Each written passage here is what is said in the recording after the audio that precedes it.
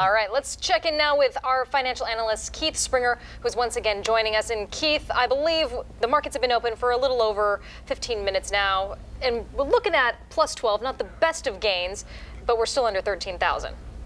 Well, a few points up is definitely a plus. Everyone's worried about the fiscal cliff. The election's over.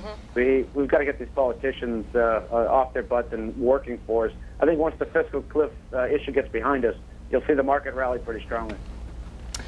Hey, we're talking gas. It's not as expensive as it used to be. Oil production bumping up. It's always been a debated topic, but this is going to help us out at the pump. It's also going to help us out on Wall Street, right? Yeah, this is a real big surprise. A story came out this morning that we're going to outpace Russia for natural gas starting around 2015, and then we're going to outpace Saudi Arabia in oil around 2017.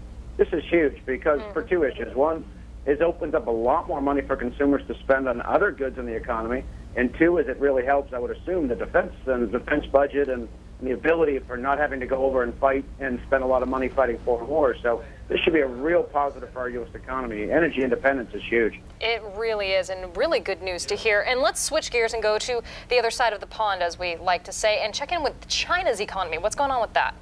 You know, China's been in a slowdown. Everyone worried they were going to have a hard landing. But their exports today, they just announced we're up over 11%, which could signal that China, that the world manufacturing is starting to come back.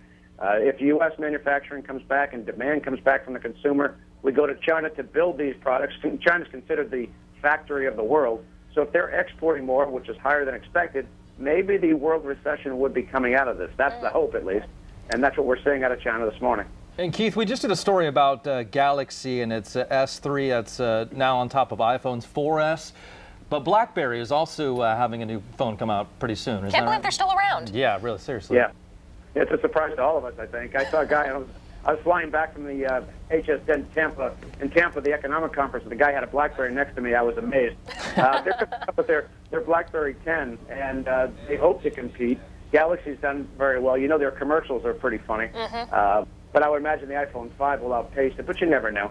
But BlackBerry's going to try in about 11 weeks. They're going to issue the BlackBerry 10, which is their new version, their new smartphone, which they hope will compete. But you know, who knows? They could have lost so many people already. They may not get them back, so we'll just have to wait and see. I guess so. All right, Keith, thank you so much. And now, if you have a question for Keith Springer, you can send it to money@fox40.com. You can also call him at 916-925-8900.